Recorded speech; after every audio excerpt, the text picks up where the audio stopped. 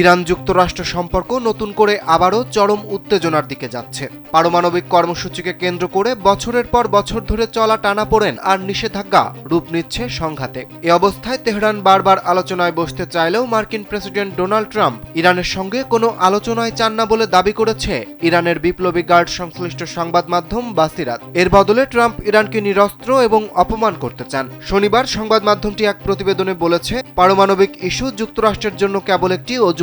বাস্তবে ইরান ইতোমধ্যে যুক্তিসঙ্গত প্রায় সব শর্তই মেনে নিয়েছে। এর মধ্যে রয়েছে পারমাণবিক কার্যক্রম ব্যাপকভাবে সীমিত করা, আন্তর্জাতিক পর্যবেক্ষকদের নিয়মিত পরিদর্শনের সুযোগ দেওয়া এবং একটি নির্দিষ্ট কাঠামোর আওতায় উচ্চমাত্রায় সমৃদ্ধ ইউরেনিয়ামের মজুদ সম্পূর্ণ অপসারণের সম্মতি। এখন যে কোনো ব্র্যান্ডের পুরাতন এসি বদলে নতুন ওয়ালটন এসিতে উপভোগ করুন 25% ছাড়।